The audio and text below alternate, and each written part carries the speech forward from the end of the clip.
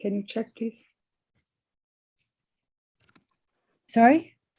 The links in the material that you send, they doesn't work. Oh, the link. The link. Yes. Huh. In the For the Discovering Buddhism materials? yes, the information. Yes, for the information for the karma. Yes. Oh, is anybody else having that problem?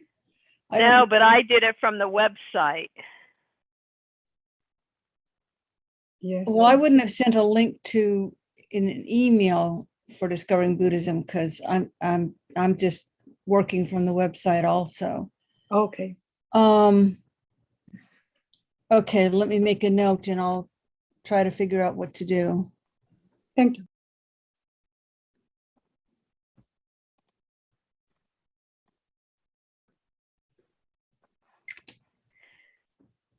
I'll look now too.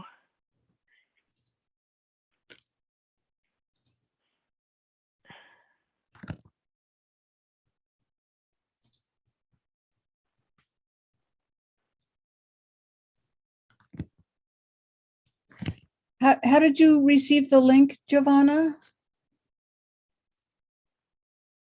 You're muted. Okay, wait a moment. I go. Okay. I go to the home page and the all about karma, and then the B06 is all about karma information. And if I click there, there are course materials, and the link doesn't work. All link there. There isn't a link on. There wouldn't be a link on the web page for the course materials. You get it when you register. Yes, I was there, but doesn't work. Okay. Is the Let is me the just make a PDF note of that it, Giovanna, and I'll see if I can get it to you. Has anybody Okay. else had problem with it? So is the I PDF. Okay. Now what I do is I register at the end of the last class. I always register again, and it gives me the link that I can add to my calendar when I re-register every time a new section starts. So I just go to my Yes. calendar, it's there, and I click on it. Yes, but it's not Okay. the issue. The issue is the. Wait a moment, I checked it Yeah, there.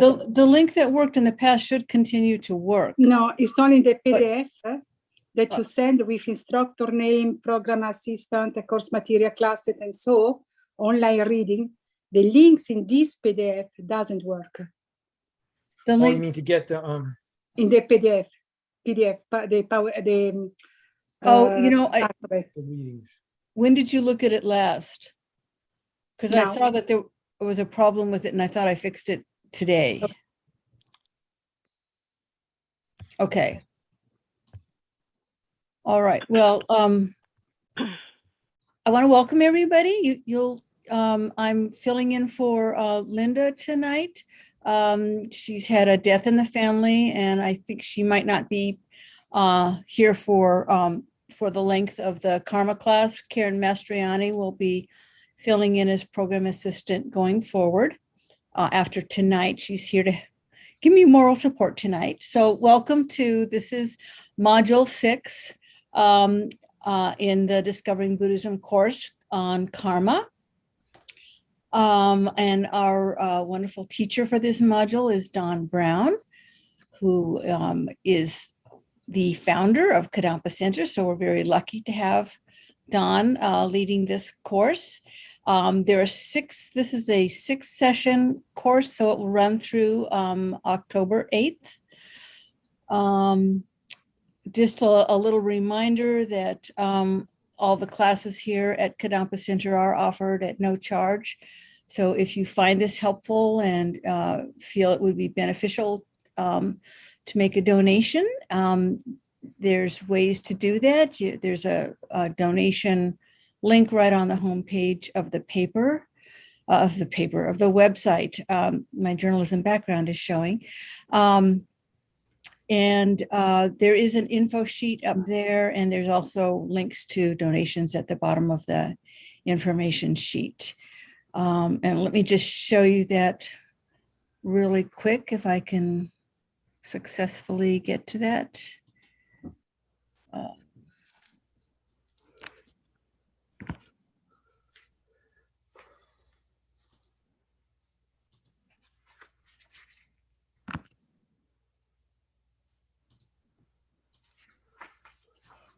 So here is the information.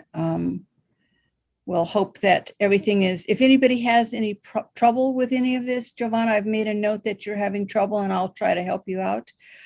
Please do send me an email, and you can reach me at program.donna@kadampacenter.org. And I'm going to stop now and turn it over to Don and let him give you a little summary of what's going to happen, and then we'll move forward. So Donna, we're going to do can you hear me? Yeah. Okay. We have the video teed up, do we? The video is ready to go. Okay. Well, I'll just say welcome everybody. And we're gonna explore the topic. Let me just say one thing about karma. The Dalai Lama once gave a teaching, and he said, if you had to choose between karma and emptiness, which, in other words, if you had to embrace one or the other, which would be most important? And he said karma. And that may sound a little bit like bizarre, as much emphasis as we put on wisdom in Tibetan Buddhism, but karma is so crucial. And certainly it is one of the reasonings that prove emptiness too, by the way, which we'll touch on in the class. So this is like maybe in some ways the most important module, at least from my point of view, in the whole Discovering Buddhism, because without a good understanding of karma, it's almost impossible to create enough good karma to really make significant strides on the spiritual path. So without going, I'm not going to say any more right now, but maybe we can launch in to this little intro video, which we do with every Discovering Buddhism class. And then if you have any questions that pop up during the video, please write them down, bring them up. Otherwise, we'll get into we'll do a meditation, and then we'll do a teaching. But I think start out with introduction to karma.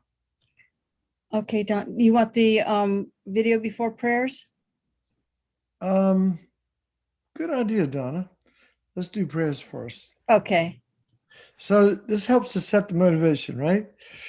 The first two lines distinguish Buddhist from non-Buddhist, and the second two lines distinguish people whose motivation is individual liberation versus full enlightenment. So very important, the meaning of these prayers. And then, of course, when we do, okay, we're going to do this. All right, that's fine. These are just generally, I gather that Linda just puts all the prayers up and lets the teacher choose which ones they want. So these are all the Sunday morning prayers. Yeah, let's start out with Tayata, Muni Muni Mahamuni Saha.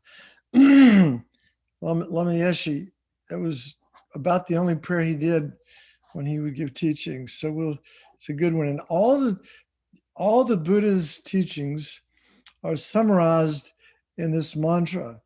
If you were smart enough to pull it out, but we're not, at least I'm not.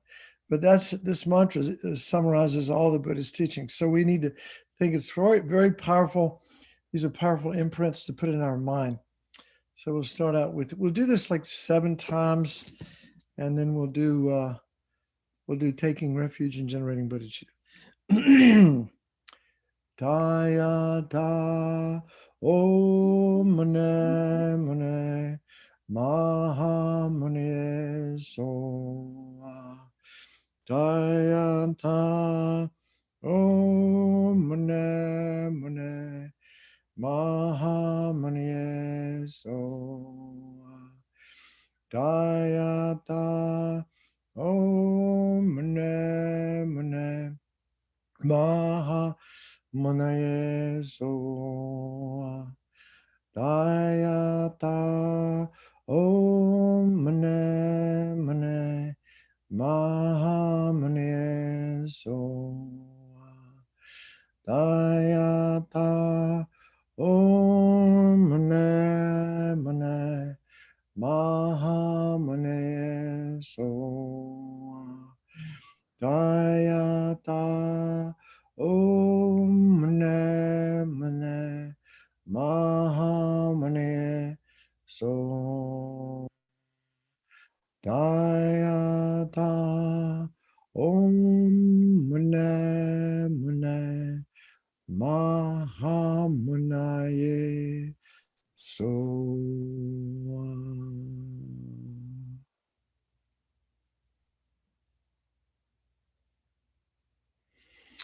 now we'll do the refuge, taking refuge and generating bodhicitta. And as always we jump into these prayers, but always remind yourself for just a moment the reason for doing the refuge prayer and bodhicitta. The first motivation is that we're actually a little fearful. We're a little scared of what's going to happen to us with the kind of mind that we have, which is pretty much out of control most of the time. And the karma that we create is not going to be good. So the first step in generating bodhicitta is this dread of the consequences of living with a mind that's out of control, that's caught in this what we call samsaric circle of uncontrolled causation. And then the second point is confidence. So we have confidence in the Buddhas, the Dharma, and the Sangha, the spiritual community, to guide us. And then lastly, compassion, having compassion for ourselves and all sentient beings. So those are the motivation for actually doing this prayer. We need to think about that every time we do it. Think about the reasons that we're doing it. All right, we'll do this 3 times. I go for refuge until I'm enlightened, to the Buddha, the Dharma, and the Supreme Assembly. By the merits I create through listening to the Dharma, may I become a Buddha to benefit all sentient beings. I go for refuge until I'm enlightened, to the Buddha, the Dharma, and the Supreme Assembly. By the merits I create through listening to the Dharma, may I become a Buddha to benefit all sentient beings. I go for refuge until I'm enlightened, to the Buddha, the Dharma, and the Supreme Assembly. By the merits I create through listening to the Dharma, may I become a Buddha to benefit all sentient beings.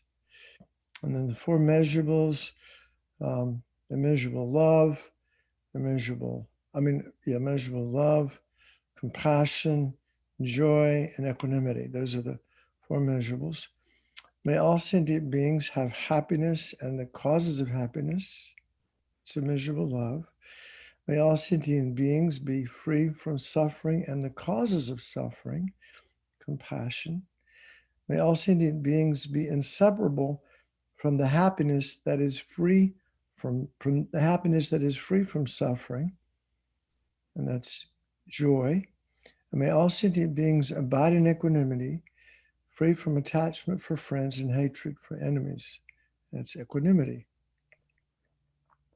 And then we can do the short mandala offering. Yeah, we'll do that. And that'll be the last one we do. Okay, so this, traditionally in Buddhism, you would, a student would bring all kinds of wonderful things to the teacher to ask for the teachings, because they wanted the teachings so badly that they would be willing to offer anything, gold, you name it.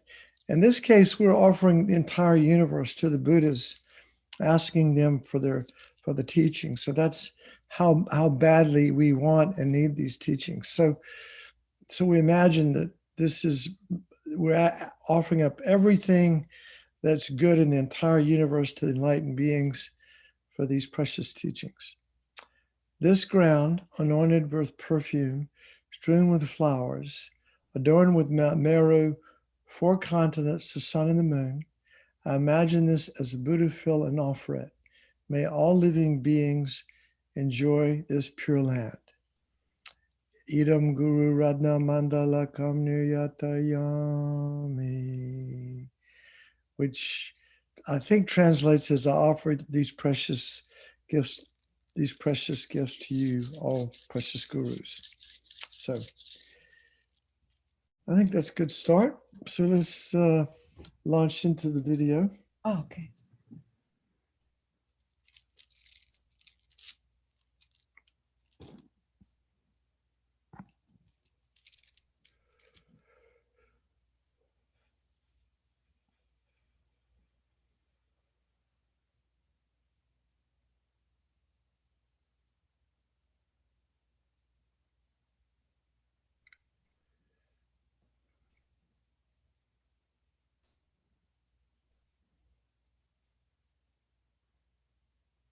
Sorry, we tested this and heard the sound, and I'm not hearing the sound now. So let's give this another try.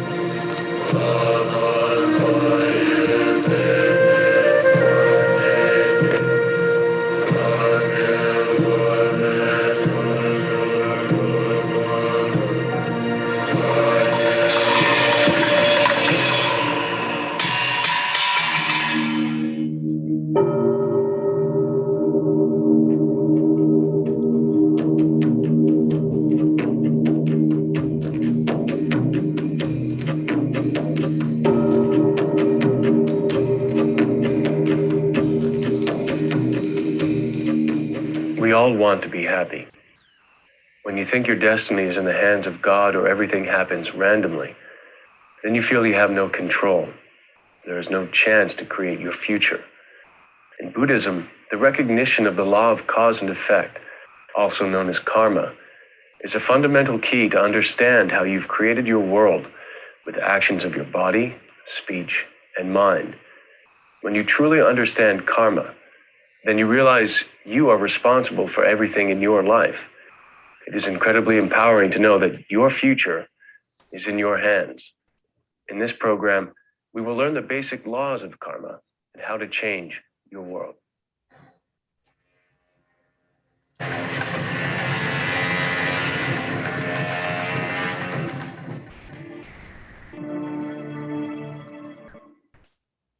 In this 6th program of our series, you'll learn about karma and the law of cause and effect.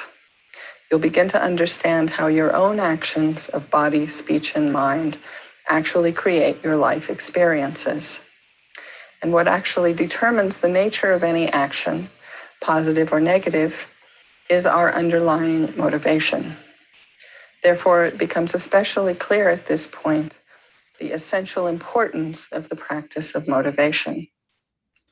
Therefore, before listening to these teachings, in order to plant the most powerful seed we can in our mind streams for our own happiness and for the happiness of all other living beings, let us generate an especially strong motivation of bodhicitta, the highest intention possible, in order to be able to reach enlightenment as quickly as possible, to liberate other sentient beings from their sufferings and bring them to the perfect happiness of enlightenment as well.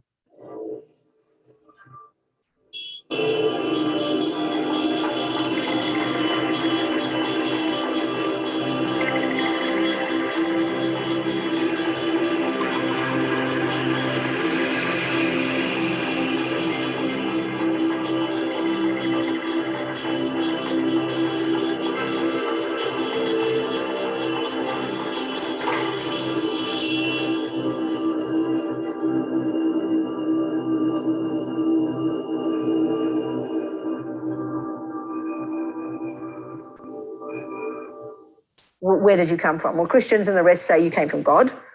Western materialists say you came from mummy and daddy. Well, Buddha says you came from previous moments of your own consciousness, right?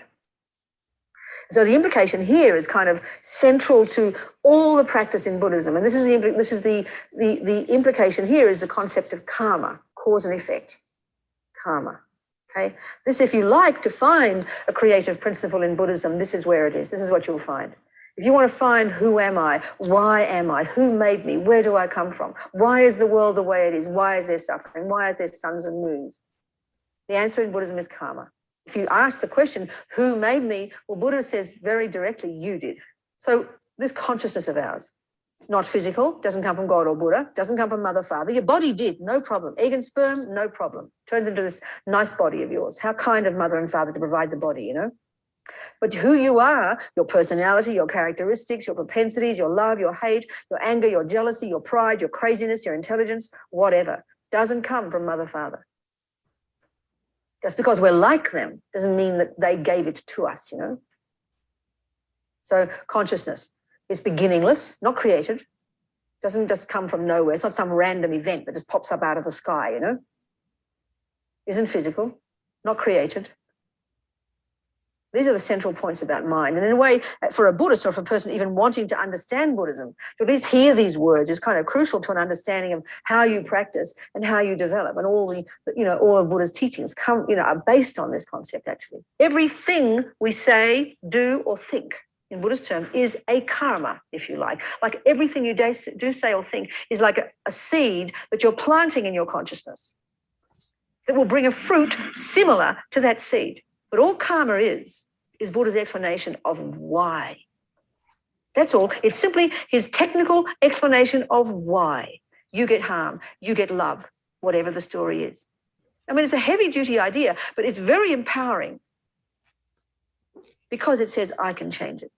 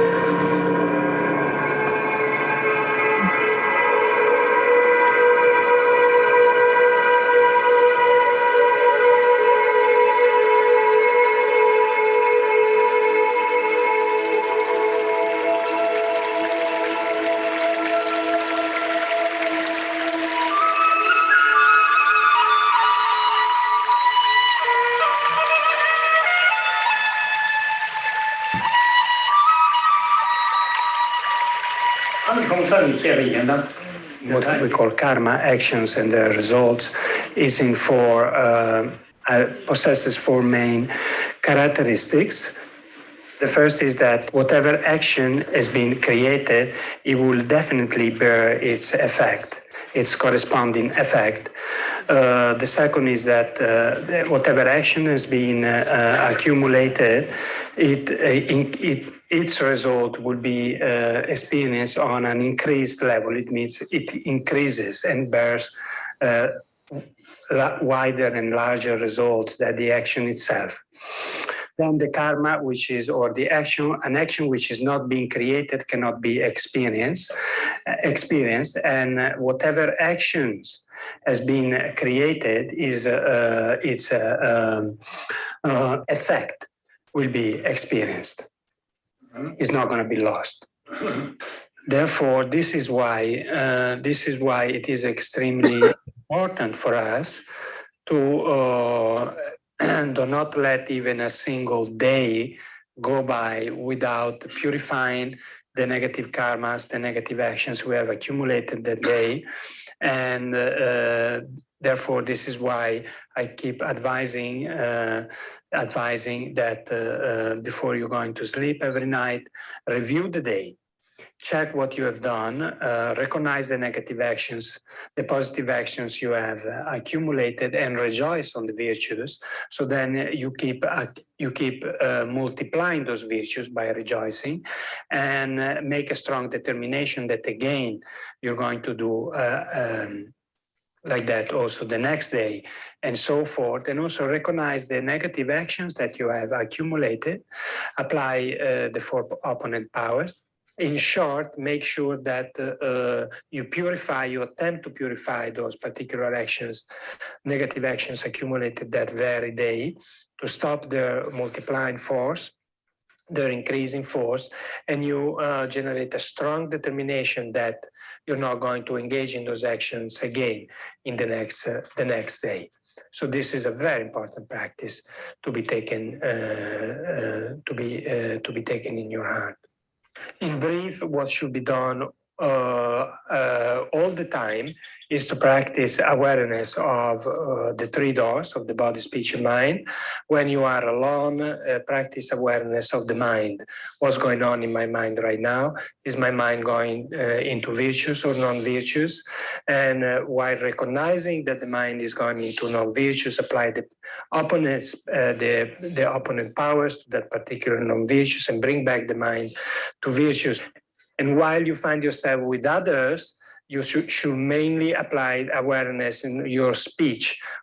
Actually, for those who want to be happy, even while experiencing great mental hardships, all they have to do is to place confidence in the karma. Then you know that sufferings comes as a result of previously accumulated actions. If I have accumulated these particular actions myself, nobody else is going to experience the result but myself. Therefore, by experiencing this particular result right now, I'm actually getting rid of a huge load of negative karma that I've accumulated in the past. And that itself serves to clear completely the mind from any hardships, even at time of incredible difficulties.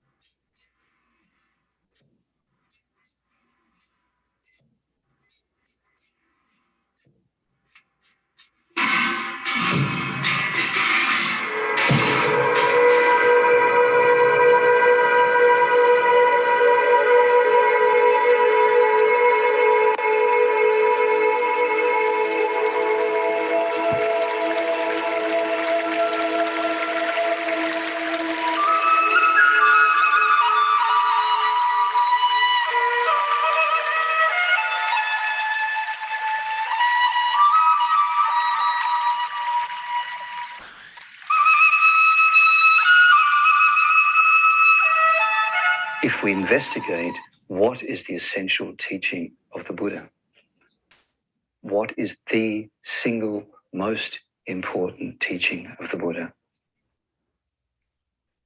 Some people say it is the teaching on compassion, or which in its highest form is the teaching about bodhicitta. Some people might say that the most important teaching of the Buddha is the teachings of the true nature of self and phenomena, the wisdom teachings of the Buddha. Some people may say something else, but I think what we have to say is the single most important teaching of the Buddha is the teaching on the law of cause and effect, about karma. This is the single most important teaching of the Buddha because it contains within it all of the other teachings. By understanding the law of cause and effect and practicing it in one's life, it is the way to develop love and kindness and compassion and eventually bodhicitta. By practicing the law of cause and effect in our daily life, it is being wise, and it is the way to develop wisdom. And by practicing, giving central importance in our daily life to observing the law of cause and effect as the single most important thing, moment by moment.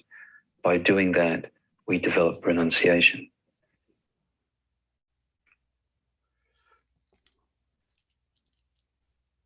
There is the chance for some momentary happiness.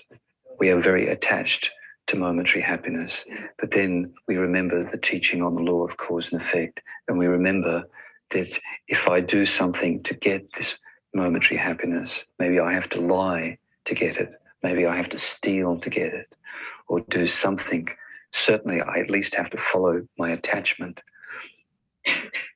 I have to follow my desire, and therefore I create negative karma. It's a negative action, puts a negative imprint in my mind. In order to get this little moment of worldly happiness, I create the potential for suffering in the future. Practicing the law of cause and effect is the key to developing every quality on the path to liberation and enlightenment. So that is the fundamental refuge. Understanding the law of cause and effect, developing faith in it, putting a key emphasis to being mindful of the law of cause and effect in our daily life so that we can observe it. Also, Lama Zopa Rinpoche makes this joke, just ordinary mindfulness is not good enough. Now I am picking up the knife, now I am stabbing this person, now I am stabbing this person very carefully. That kind of mindfulness is not helpful. Real mindfulness has this moral connotation of knowing, being aware that one is doing something that is either virtuous or non-virtuous, knowing that this thing is going to produce suffering now and in the future, or this action of body, speech, or mind is going to produce some happiness now and in the future. We need that kind of mindfulness mixed with an understanding and faith in the law of cause and effect. And the stronger the faith, the stronger the energy to withhold from doing negative things, thinking negative things, saying negative things, and doing negative things. And also, the more we understand the law of cause and effect, we develop a deeper understanding of what is negative, what is harmful to ourselves and others. So that is the key teaching, the key practice.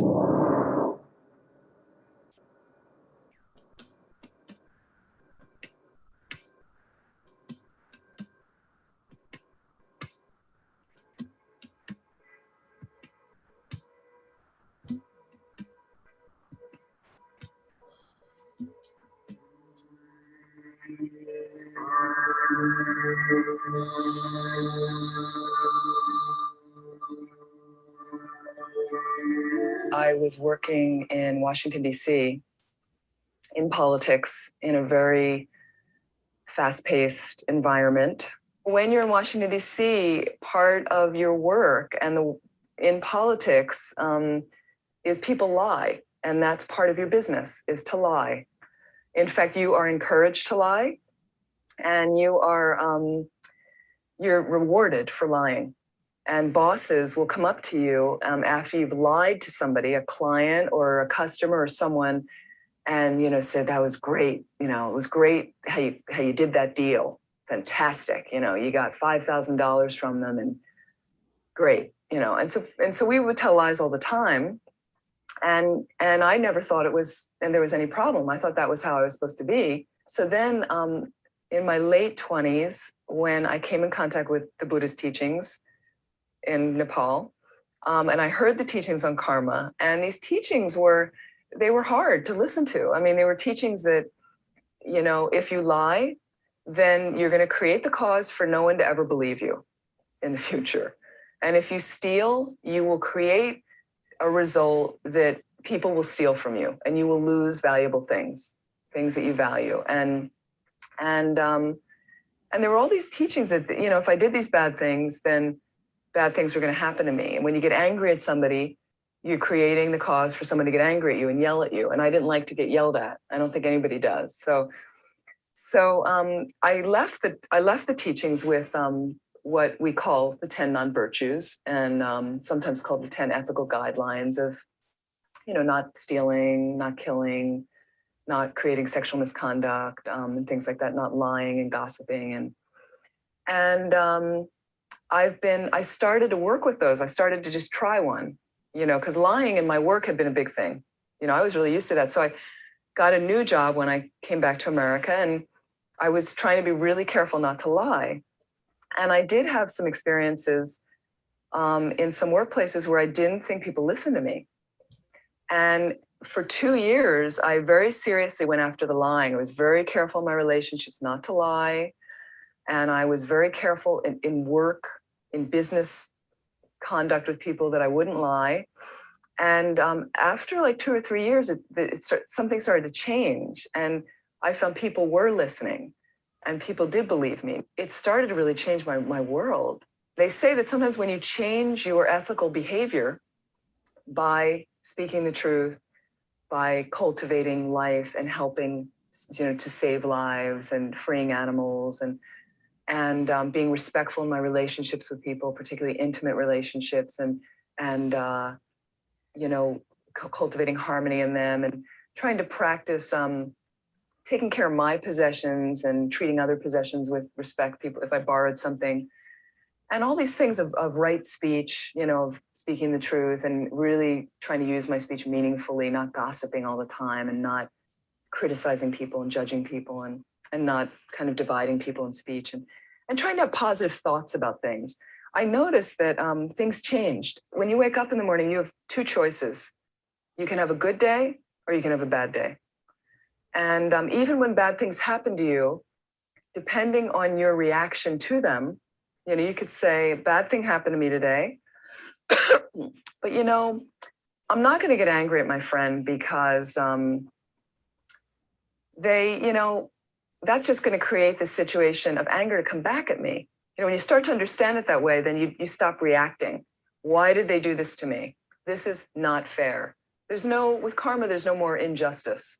Things might look like it's not fair, but basically it's something you've created. So the nice thing with karma is it puts you at the controls. There isn't anybody doing it to you. You're not a victim. You're basically in charge of what kind of seeds you'd like to plant from here on out. So by watching my activities, the activities really in my body, speech, and mind, I feel like that's going to create a good chance for me, the next time around.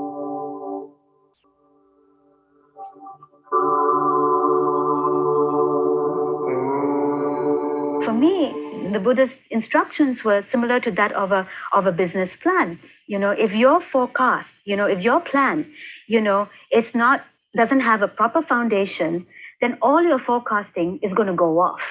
It's just not going to succeed. I realized then I better look at what are the problems I'm facing in the company, and then I better look at what seeds I've planted in the past, because all my suffering has come from a cause. The major problem we had was inventory pilferage, stock pilferage, and losses.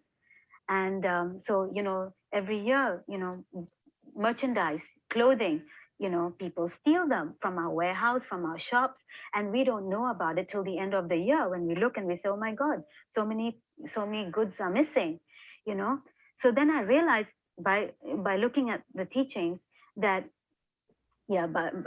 through investigation, I realized that the cause of that was stealing. Now you say, now how does stealing have to do with losing inventory? But then stealing can mean many things also, and I realized that sometimes our company did not pay on time, so by delaying payment could be considered also stealing. So when I realized that, I said to myself, this must change. So we had to renegotiate with our suppliers to get longer credit terms and then honor those due dates that we said we would meet. You see, so that was what we had to apply, that antidote, so that we could stop the cause of more further losses and further pilferage. You see, so something had to be done. We had to do it straight away. So this was the answer we thought we would have to do. The result of that, since 2 years ago is that our inventory losses have come down. You see, so this really shows me that, you know, Buddha's teachings do work. The more that I see that happening, it really inspires me to study Dharma, because that way, you know what, you can change your life. You know, I could change my life. You know, if I didn't like the causes of, if I didn't like what's going on, you know, Buddhism is kind. It allows you to change what, you know, so that you can create your own happiness.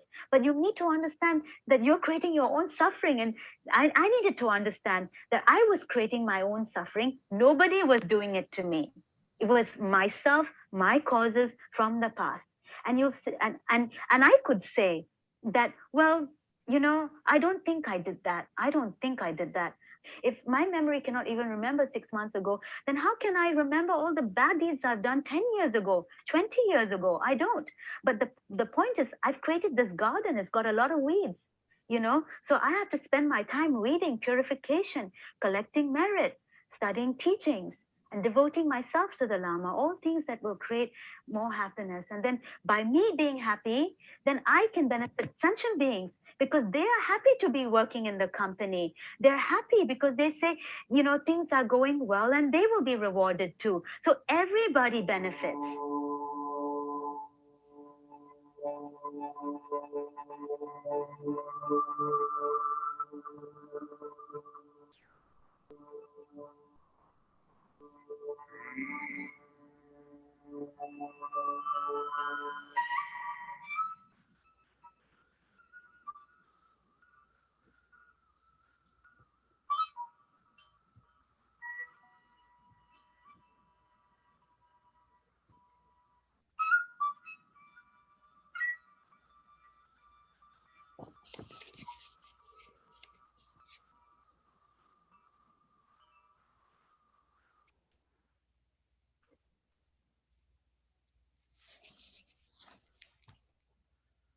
Hello?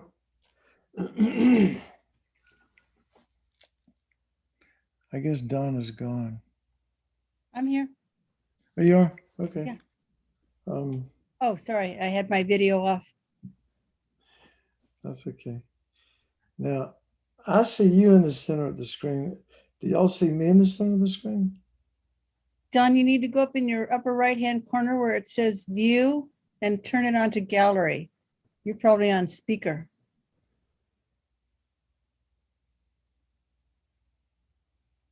You might need to activate your cursor. Hold on.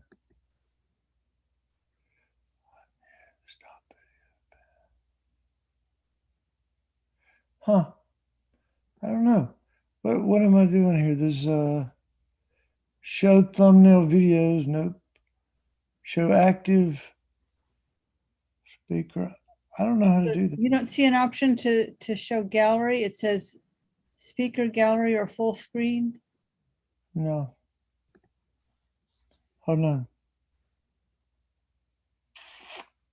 I do not. Does anybody see it on theirs? I don't see it. Are you on your phone? I don't on the know. bottom it says no. It says on the bottom it says share screen. No, up in the upper right-hand corner. There's like a There little. should be. Says view. I see it. Yeah. So what do I do? Click on that and then gallery? click on gallery. All Then right. you get the rogues gallery. Now I see everybody. There we go. Yeah, but all right. Okay, good. So I mean, doesn't matter. Okay, so hello everyone. Now, would you prefer that you're big for the for everyone to see you more clearly? It's up to the. I mean, Does Linda usually leave it on gallery, folks, or does she put does she spot? No, she would spotlight. I'm going to spotlight you, Don. You'll still see the gallery, but everyone will see you. Okay, that way people don't get distracted. Yeah, that's better. Stuff like that. So that's good. And I can move that up there. Yeah, it's a little scary to see yourself on the computer screen, but I'll deal with it. Anyway, welcome everyone. So like, I thought, let's see, the Venerable Dundan, he sort of repeated what I said about what the most important teaching in Buddhism is the teachings on karma. So this is a big deal to me. I really tried to the best of my ability to respect karma, but I must say, I heard the other day, a number, the average person lies about 8 times a day.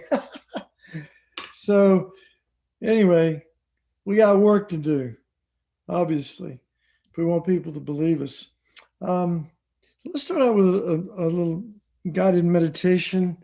And I think as Venerable Connie said, that the most important thing is our motivation, right? So we need to set proper motivation. So we're gonna do like a 10-minute. We'll start out with a little mindfulness breathing exercise, and you can do this. Various ways, but most of you know how to meditate. So let's do your own practice. You can count to 10. You can do the 9-round breathing. You can just do whatever practice you need to do to stabilize your mind for the next few minutes. And then I'll launch into a brief bodhicitta motivation.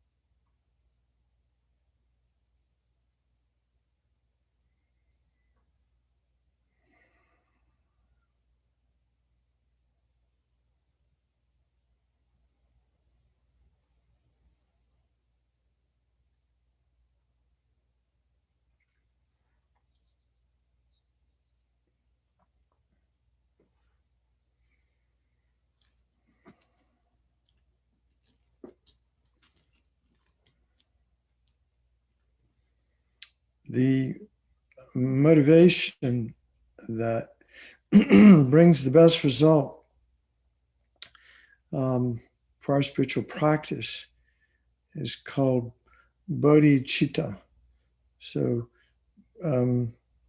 bodhi means awake and chitta means mind. So it's translated, I guess, as the awakening mind, excuse me, the mind of enlightenment. And then if you, as different teachers have described it in different words, but I like Jeffrey Hopkins's definition of bodhicitta.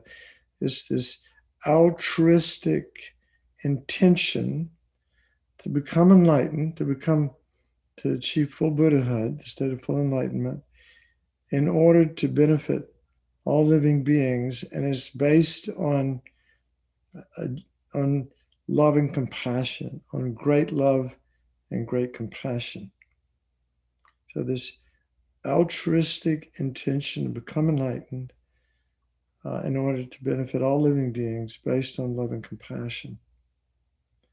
So we can't just snap into that mindset. We need, maybe some people can. If you can, it's amazing, and it's the karmic fruit of many lifetimes of practice. But for most of us, we need to develop effortful bodhicitta, which means we need some sort of analytical guided meditation to be able to connect with that experience and then hopefully deepen it.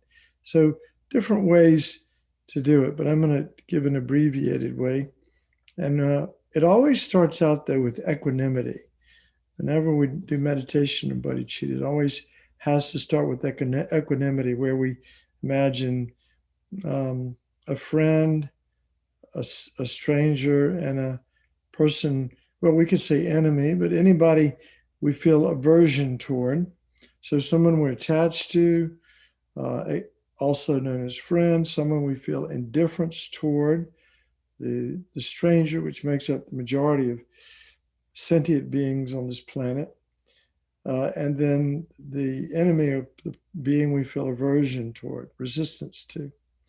Those three types of being, and what we want to do is to develop an equanimous state of mind where equal regard, where we're not clinging to the friend, which causes problems. We're not feeling indifference toward the enemy, the stranger. And then the person we feel aversion toward, we're sort of letting go of that aversive state of mind, which just causes problems. We need to develop equal regard for all living beings. So we need to do some investigation. And one of the ways we do this is we look at all three categories of beings are just like me, wanting to be happy, not wanting to suffer. That much we know, although we don't really think about that very often. But when we think about it, it is the main motivation of every living being. Even the smallest insect that we see doesn't want to be harmed. So the friend that we feel attachment toward is just a friend in name. And we've had many instances where friends, it's so ephemeral, it can change in a moment. Good friend can become worst, enemy. Look at the divorce rate in this country, and it doesn't always end happily. So these are impermanent labels that we projected on the person that we feel attached to because they've said something that we like. The stranger, because they've never really connected with us in any way, we don't have any particular regard for them.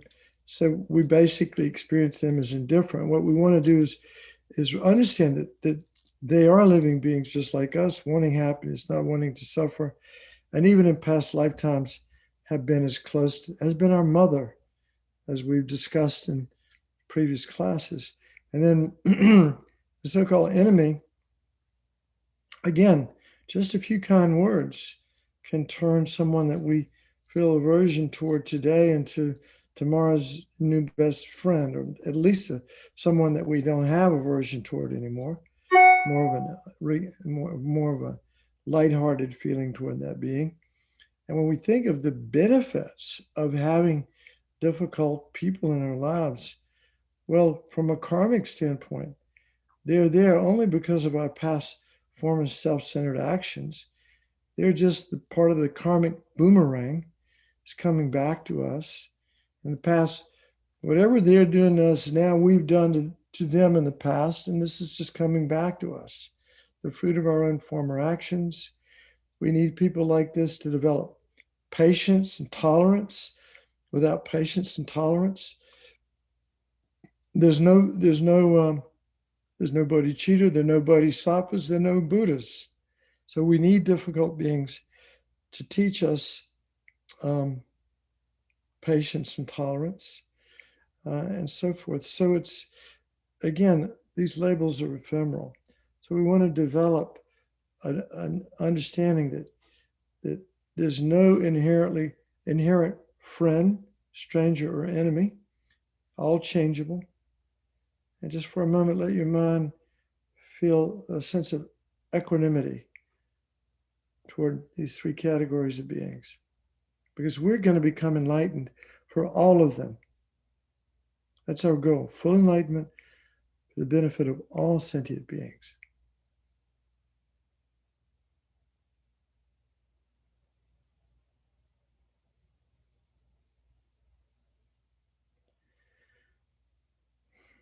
And then one of the ways to develop loving kindness, it's said to be one of the best, is to realize what we just said, that everyone wants to be happy and nobody wants to suffer.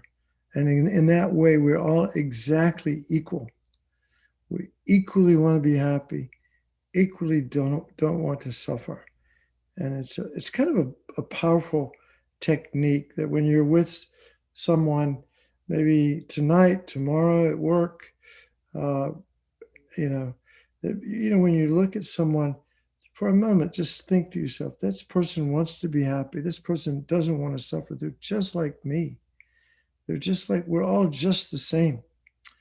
And so the Dalai Lama, he says when he does this practice, he imagines that he's on this little imaginary line, and on the one side is him, and he says, well, I want to be happy, I don't want to suffer. And the other side are universal living beings, all in human form. And there's a huge chorus of so many uncountable living beings, all saying the same thing. I want to be happy, I don't want to suffer. And he says, whose happiness is more important? Happiness of one or the happiness of infinite others? At least their happiness is as important as ours is. So this is one way to see that we're all equal in wanting happiness and not wanting to suffer. So important to get that. And then we develop, an awareness of that the cause of all suffering, and this totally relates to karma, but the cause of all of the suffering that we experience is self-cherishing selfishness. That's the devil. It lives right in our heart.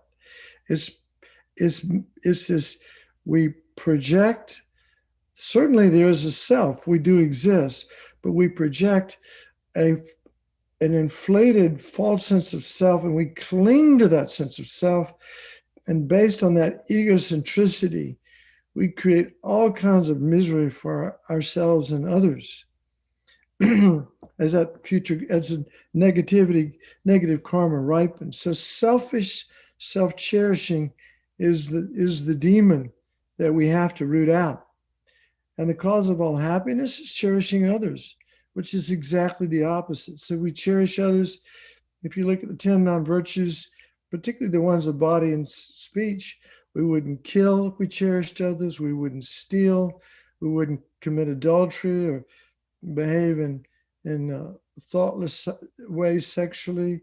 We wouldn't lie. We wouldn't slander, speak harshly or frivolously. All of those are the main negativities of body and speech. And greed, hatred, and ignorance all are tied into this notion of self-cherishing, selfishness as well. So the opposite of self-cherishing, selfishness is cherishing others, source of all happiness. Lama Zopa, there was a bumper sticker a few years ago that Lama Zopa said, "For happiness, cherish others." It's so important, because when we have that attitude, we don't harm them, and that is the definition of virtue, non-harming. And then we do what's called exchanging self-cherishing for cherishing others. So some people think you become somebody else, and maybe that's one of the techniques for doing it. But actually, what we're doing is we're acknowledging that our mind is pervaded by self-cherishing, and we're exchanging that attitude for this new attitude, which is not really new, but is something we're maybe new to us, something we're trying to familiarize ourselves with, is that cherishing others. So everything we do is for others. So one of the things that Rinpoche asked us to do when we've been at Black Mountain at the retreat, the Light of the Path retreat, is to try to use every moment to develop this mind that cherishes others, to have that be the motivation for all of our actions. So, we get up in the morning to do our, to clean up and look our best for others. And we go down maybe and we do our meditation practice for others. And then we eat healthy food so we can keep our body healthy, and we exercise and take care of it so we can be of service to others. And we do our best job at work so we can, again, benefit others. So always others becomes like, instead of self, others is the motivation for all of our actions.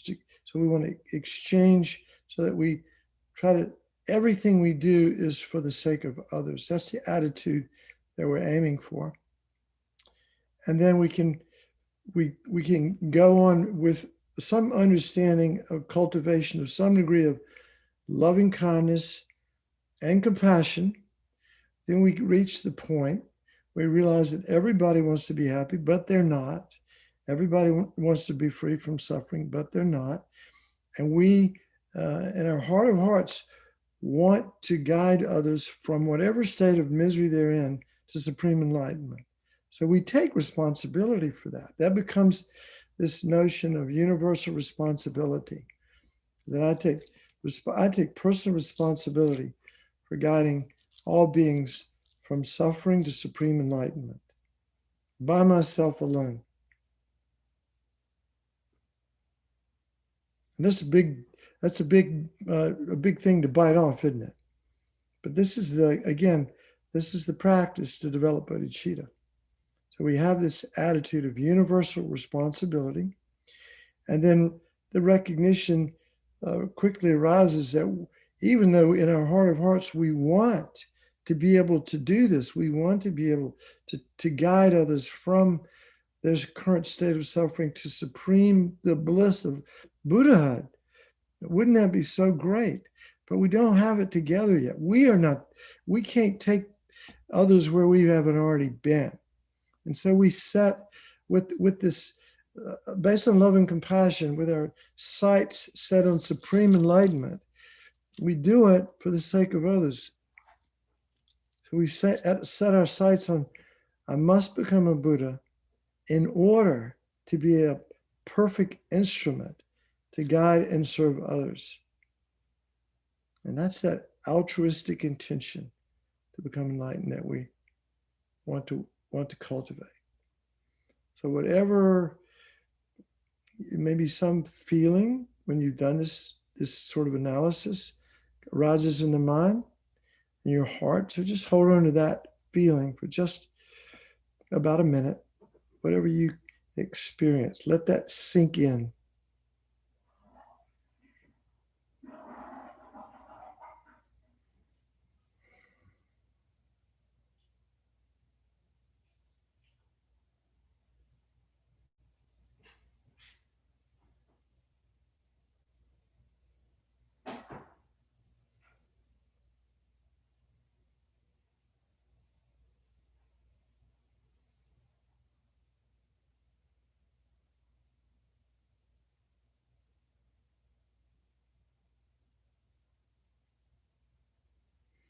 Okay, relax your tension. Let's see.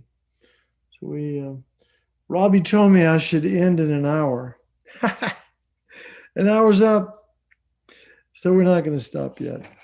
I still have a few things I want to talk about. But first of all, I'd like to hear from you, those of you who are still here. Like, what are the benefits? And some of these things have already been, but if I had a board, I'd write them out. But let's just put it out there. What are the benefits of studying and understanding laws of karma? Just speak up. I'm just listening.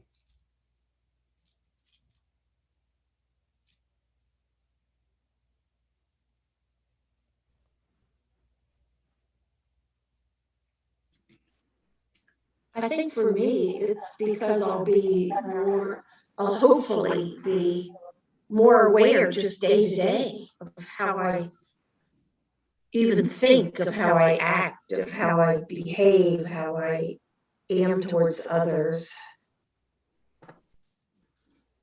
Mm-hmm. It just makes me aware. To me, it's understanding that I can reach happiness by having that kindness and doing things for others. So basically, it's kind of selfish way of obtaining, I mean, good things for me, if I explain it correctly. Mm-hmm. Yeah, sometimes some teachers call it enlightened self-interest.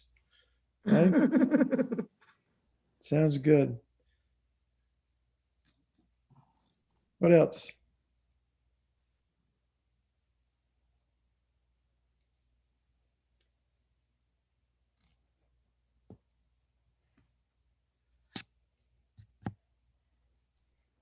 I'm going to jump in here. This is Donna. I think what Venerable Amy said really is a lot of the attraction of understanding karma to me, which is that you're in control of your own life. You have, responsibility comes with that, but recognizing that everything that happens is up to me. That's pretty powerful. Exactly. Those are all good answers.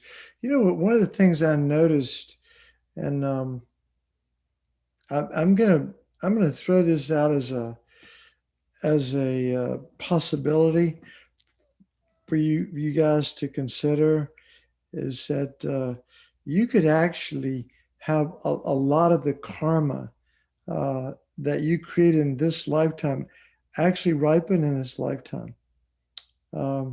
We usually say karma, and I've been talking to Venerable George a little bit about karma, trying to get my mind ready for this class, and but we talked about this karma that ripens in this lifetime, this karma that ripens in the immediate next lifetime, and the karma that can ripen in some. We have no idea that when a karmic action is going to ripen. It's we have to be patient. But it was interesting. Amy was talking about how when she started not lying and being truthful, all of a sudden people started listening to her, and she felt that it made a difference right then and there. It didn't take countless eons for that karma to ripen. The cooperative causes came together right at that moment. The karma was there, and so and it could have been karma created in this lifetime that ripened. It could have been karma from some former lifetime. We don't know. And then the last lady that talked had a business, and she was talking about how being ethical, it seemed like it made a difference within a year or two. Like all of a sudden, her business started to show to be more profitable, less stealing, and so on like that. So I think it's actually it's actually in some ways helpful to, I'm going to say this and then I'm going to back off of it a little bit, but it's actually helpful, I think, to live your life as if the karma that you create will ripen in this very lifetime. That being said, you have to be careful because, for example, if you practice generosity and you think, oh, I'm going to give money to this charity, or by the way, the cause of wealth is generosity, right? So if you think, well, hey, I'm going to give a lot of money to this charity or this because I want some money back and I want it now, I want it in this lifetime. That motivation has got a hook on it, doesn't it? There's some expectation. There's certain groups. Robbie Watkins calls them chanting for dollars, where they do practices and the expectation is that if you do the right spiritual practices now, you'll get the Mercedes in this lifetime. And that's not really how karma is presented. It's really that we shouldn't have any expectations that we do things, our motivation is the key factor. And for example, we don't know when we do something in the moment we're doing it. Well, I'll ask it this way. How do we know in the moment we're doing something if it's going to lead to positive or negative results? How do we know it? Because, we said one of the definitions of virtue is that the long-term consequence of that action is happiness. Hello? Hi. Long-term. Yeah, go ahead. Could one way we would know is whether the intention under the action is I'm cherishing myself or I'm cherishing somebody else? Absolutely. Yeah. And in the moment of acting, that's really the only way we know, because we don't have clairvoyance. We can't see that this act of generosity is going to result in, any either something great happening or maybe not much at all happening. The only thing we can know is our motivation in the moment. And so, again, if the long-term consequences of the action is happiness, that action was virtuous. If the long-term consequence of a particular action is suffering, that action was non-virtuous. Okay. And in the moment of behaving, actions motivated by non-attachment, non-hatred, and non-ignorance always lead to happiness. So we can be aware of that. Is self-centered, as you were saying, self-cherishing, is that motivating my action? Because if it is, suffering will ensue. If the motivation is cherishing others, happiness will automatically ensue. We don't have to, but we have to have some faith in the teachings, obviously, but that's a big part of it. So let's talk about faith for just a minute, because when people talk about karma, in Tibetan Buddhism, a lot of times I remember when I first got exposed to it, I kind of thought, well, this is like, makes more sense to me. It's logical. The sort of faith that I was raised with that I never could completely embrace. I saw that as kind of a weakness. I don't see faith as a weakness at all now. I think it's fantastic, because we have to have faith. The only person who can see the full workings of karma is a fully enlightened being, the Buddha. We can have what we call reasoned faith, in a sense, because it's kind of logical. A lot of it you hear it all the time. What goes around comes around. The laws of cause and effect. Everything has to have a cause. Things don't happen, but then we don't understand it. We don't understand how to create causes for the things that we want in life. But there's usually when we think of ways of understanding phenomena. There's one of them is through like directly experiencing things, right? We understand that. Then we can also understand things through analysis. And then lastly, we can understand or know phenomena through scriptural, through the teachings, for example. Well, karma fits into that last category because we don't have direct experience of karma. And by the way, brushing your teeth and not getting cavities, that is cause and effect. But karma is deeper than that. No, that's why you're brushing your teeth. That's why you're not getting cavities. There are plenty of people that brush your teeth that get cavities. So you can't say that brushing your teeth is the cause of no cavities. So karma, we don't have direct experience of karma. We can analyze it and it makes some sense, but it's still not what we're looking for. So we need some faith in the validity of the teachings, of the scriptural understanding.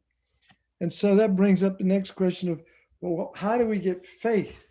I thought Buddhism was about, direct experience and so on. But, even in our meditation practice, we have some faith that it's going to bring us a result, right? Otherwise, why would we do it? But actually, we don't really have a lot of faith that we could become enlightened. We certainly, or achieve liberation, or even achieve much in the way of realization. So that we have a sort of already starting out with a kind of what I call a spiritual inferiority complex. We don't really have a lot of faith in our own potential to make much progress on the path. And those of us that have been practicing for a few years maybe have seen some benefit. And so that actually strengthens our faith. And that's a good thing. So through practice and seeing some results, our faith is enhanced. But the Dalai Lama said, he was talking about faith one time, and he said, particularly in karma, he said, it's difficult to fully embrace karma. He said, but the one teaching in Buddhism that is irrefutable is the teaching on emptiness, the wisdom of emptiness. So there's no doubt about it. Any person who's intelligence, who has, who is intelligent through reasoning can understand the wisdom of emptiness, that things appear one way and exist another. And, who would dare to say that things don't appear as if they exist from their own side inherently? Who would assert such a thing? Of course they do. You stop at a red light and you get a little bit irritated. But if you wanted some time to read an email, it's a good thing that the red light was there. If the red light's keeping you from getting someplace, it's a bad thing. Who said it was good or bad? Your consciousness. It's not the red light causing you to be happy or miserable. It's our own mind. So things don't exist inherently. They exist in dependence upon causes and conditions, which is karma, parts, and a consciousness that designates these things, that labels. So things don't exist inherently. They're what we call, they arise in dependence upon causes and conditions, their parts, and a consciousness that designates or labels them. That's called the wisdom of dependent arising. That proves that the way things exist is not the way they appear. And that's emptiness. And the Dalai Lama says, when you do a little thoughtful reflection and you see that the Buddha's teachings on emptiness are irrefutable, and you get some faith in that, then you're more willing to be open to the possibility of teachings like karma, teachings on things even like the wheel of life, and even the 6 realms of existence and so forth. You're more open to that when you realize, how profound and powerful these teachings on emptiness are. So in that sense, we really have to, we really need to be willing to be a little bit of a skeptic. It's okay to be a little bit of a skeptic, but then to analyze and realize that it's going to take some faith in the beginning. Until we become a Buddha, we will never fully see the workings of karma. So my invitation to all of us is to creatively align with as if karma were true. And if it's possible for you to see karma, your karmic actions as even the possibility that your actions could ripen in fruit even in this lifetime. Now I asked Venerable George, I said, George, I want it now. I'm the me generation. I want it now. I said, how can I get karma to ripen in this lifetime? He said, wrong motivation right away because it's selfish self-interest. So that's not a good place to go. But if your motivation is pure, the way to get a karmic seed, and we're planting seeds all day long, 24/7, and every finger, in one finger snap, 64 seeds just ripen, forcing me to see myself as Don, teaching this class, you guys are out there and so on. So, how can you get karma to ripen in this lifetime? And he said, the more we reinforce a negative action or a positive action, the more likely that karma, the more powerful, I should say, that karma will be. And then karma done, and they say the power of the object. For example, karma done in relation to a guru, like harming a guru is much more powerful than harming, say, an animal, or being helpful to the guru is much more powerful than or your parents. Those are like the really powerful karmic beings in our lifetime, or our gurus and our parents. And so, I remember there's these 5, they call them 5 heinous crimes, and one of them is killing or harming your guru or your parents, or causing your guru to bleed, drawing the. And I remember Lama Zopa was visiting one time, and he was at our office, and I drew his blood, and I asked him if I'd created one of the 5 heinous crimes, but he said, no, you're fine, which was a relief. But anyway, so any action done,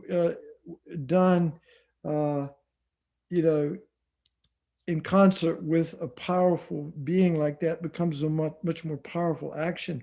And then, of course, we need to, prayer empowers those actions. And if we're talking about positive actions, particularly dedication, at the end of every teaching, we dedicate the teachings to the benefit of all living beings, but then also dedicating it with an understanding of emptiness, the emptiness of me, the emptiness of you, and the emptiness of the action that was performed. All of that is empty. So we call it the 3 circles of emptiness. So it's not just the ordinary dedication, but dedicating with awareness of emptiness makes the action much more powerful and much more likely to ripen in this lifetime. But anyway, it just makes it a stronger action. That's what we're talking about. Any questions about what I've said so far?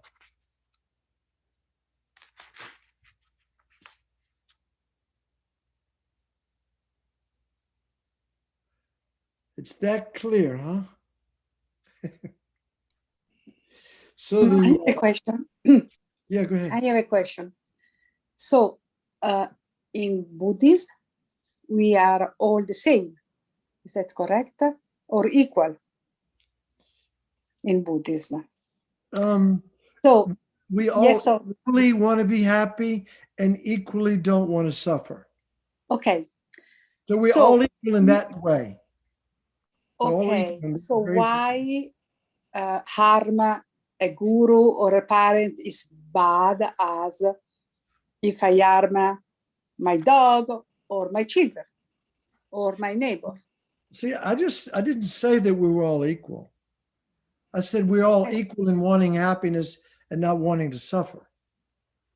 Yes, but Clearly, you know, an animal or an insect doesn't have, they all have Buddha nature, but harming the Dalai Lama or guru or your parents, for example, or actions that are positive done in relation to these objects are much more powerful. So no, we're not all equal. We're all equal in that important way of wanting to be happy and not wanting to suffer. Clearly, there are big differences in beings in general. Is that clear? yes, but I think by the way, I'm not making this up. Yeah. I'm just giving you what the teachings are saying. That actions done in relation to the guru or our parents, because of the power of the object, are much, much more powerful than actions done, ordinary actions done in relation to ordinary beings, or could be your dog, could be a Buddha, who knows, or Bodhisattva, we don't know. But, you know, from what we know. Okay, I have two things about. Yeah, that's good. Yeah, that's a good way to approach it. So before we run out of time here, I do want to, because this is a part of in the homework. And when I think about karma, these are the things I think about pretty consistently.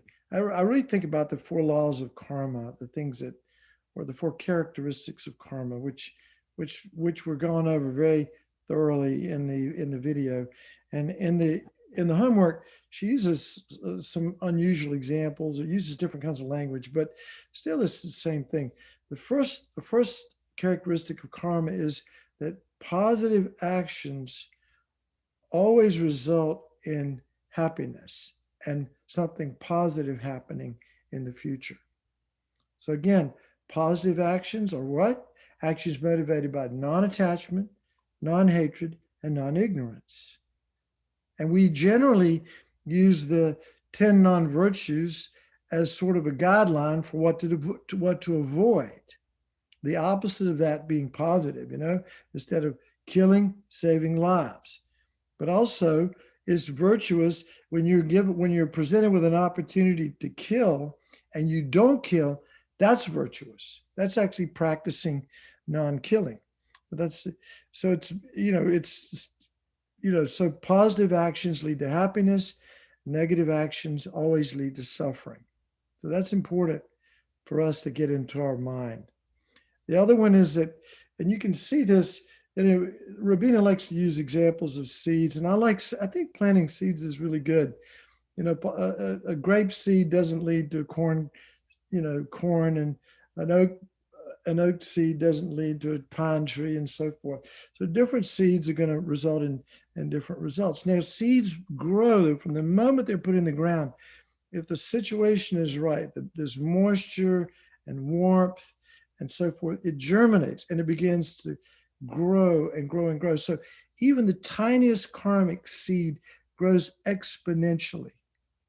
And so Rupa Rinpoche in the video, he talked about the importance of, before we go to bed at night, review your day, review what you did, because the karma that we created in the morning has, maybe it was like a tiny seed in the morning. Now it's the size of like a watermelon, and it's growing like crazy. And within 2 weeks, it could be the karma of, who knows?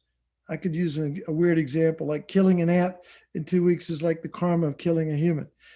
It sounds a little extreme, but you get the point. Karma grows exponentially. So the tiniest positive action.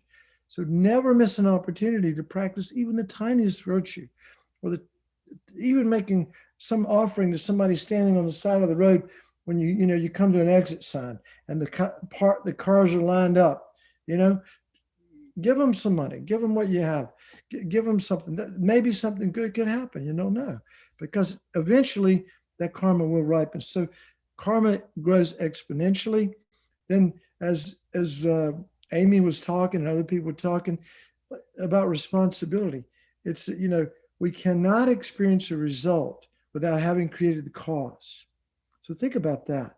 We cannot experience a result without creating a cause. So there's probably some situations in our lives where we would think, oh, I don't get that. You know, I didn't deserve what I got. I didn't deserve that. Or she didn't deserve that. Or he didn't deserve that. They didn't.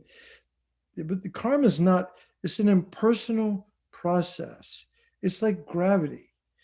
We can, you drop something, ding, it goes. It's the laws of, there was a Buddhist saint in Thailand that I met one time, and his name was Ajahn Buddhadasa.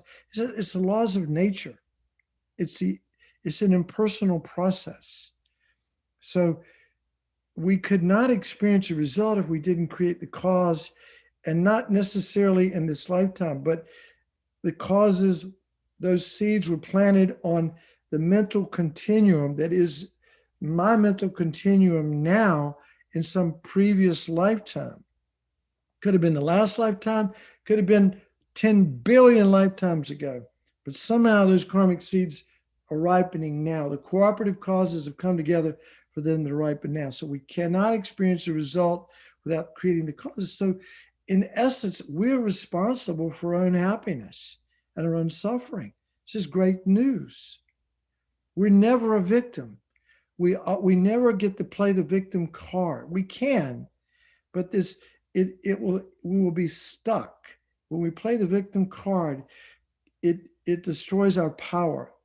And our power is in taking responsibility, realizing that we can, as Lama Zopa said, we can shape our future depending on the choices that we make now. And then last but not least, karma is not, it doesn't get lost. It doesn't get lost. But there's a couple of caveats to that.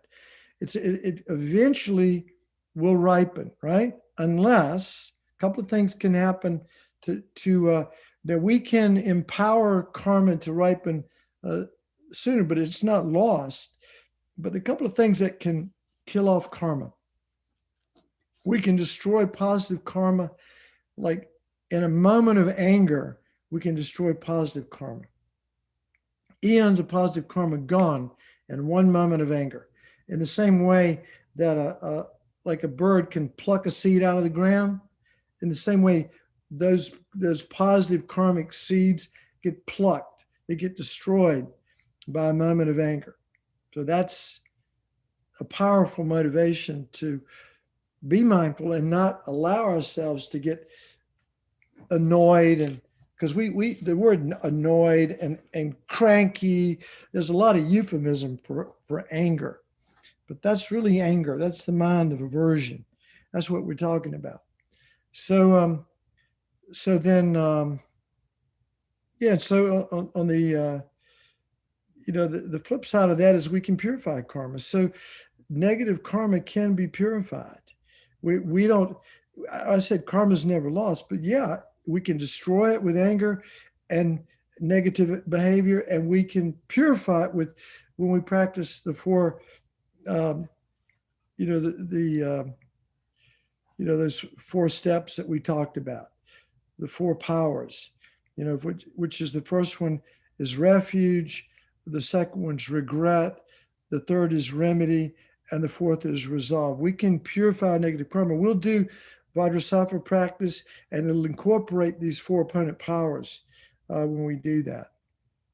So anyway, getting back to these four things, this is something that we're going to touch on in every class, and I would suggest that you memorize this. This becomes part of your Dharma, everyday Dharma awareness, is that positive actions always lead to happiness and negative actions always lead to suffering. And you can use the 10 non-virtues as a guideline. The Buddha gave us these and said, for the most part, whenever you kill, steal, commit adultery, lie, slander, speak harshly, frivolously, greed, hatred, and ignorance, generally speaking, anytime you break those rules, suffering will rain down on you at some point in the future. Okay? Then the second one is karma expands exponentially. So very important to use every moment to practice the tiniest of virtues, and every moment when we notice our mind getting restless or going in the wrong direction, or when we've done something negative to purify it, at least by the end of the day, then we cannot experience the result without creating the cause. Therefore, everything that we experience is the fruit of our own former actions. And that's a very powerful place to be coming from in life, is a place of responsibility and accountability. And lastly, karma is never lost unless we destroy it through anger or purify it through purification practices. Okay? So our time is up. So let's take a couple of moments to just let these 4 points sink into our mind. And then we'll do the dedication, Donna. We can pull up those dedication verses. So just for a couple of minutes, we'll do what we call a digestion meditation, where you just allow what we've been thinking about to settle into your mind.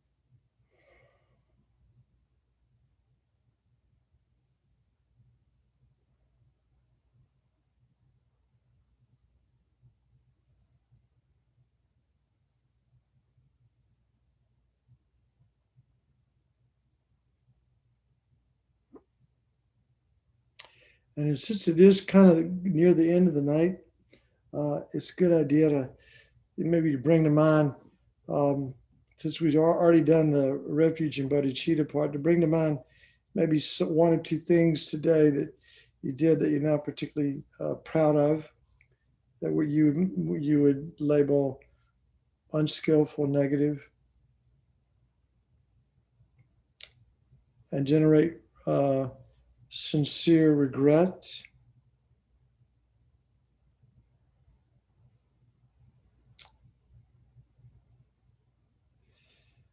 And then we can do some mantras. Maybe we'll do like 7 Om Mani Padme Hums, and we'll imagine that as we're doing these, you can imagine Chinrezig, or just an orb of light that will purify you.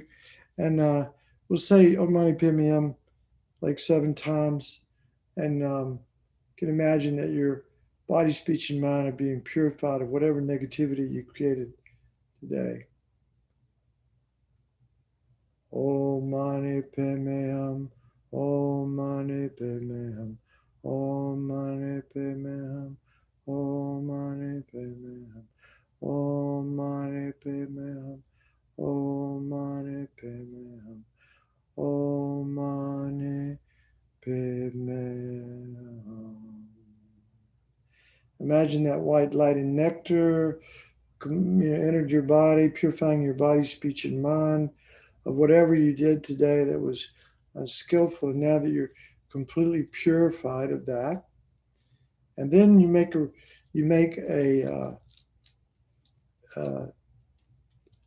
statement that you're not going to repeat this action, or resolve to not repeat this action again in the future. It could be a minute, an hour, a day, or as much as possible for the rest of your lifetime. You don't want to lie. You want a resolve that you can actually keep. But this is said to be, of the 4 abundant powers, this is the most important one. This is the most important one, is to resolve not to do that again for some period of time that you can actually potentially keep.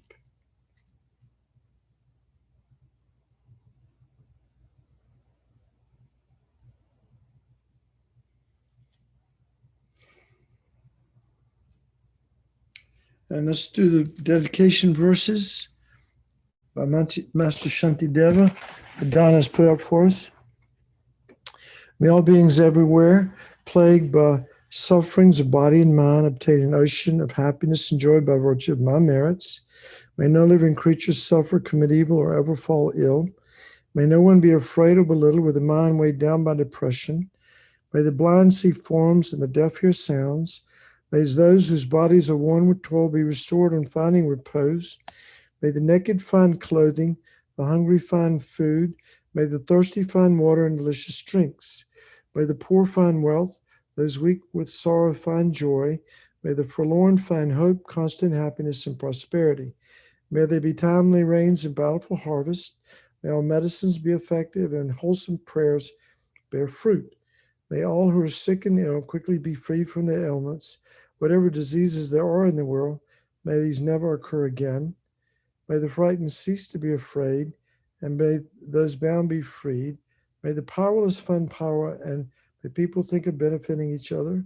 For as long as space remains, for as long as sentient beings remain, till then may I too remain to dispel the miseries of the world.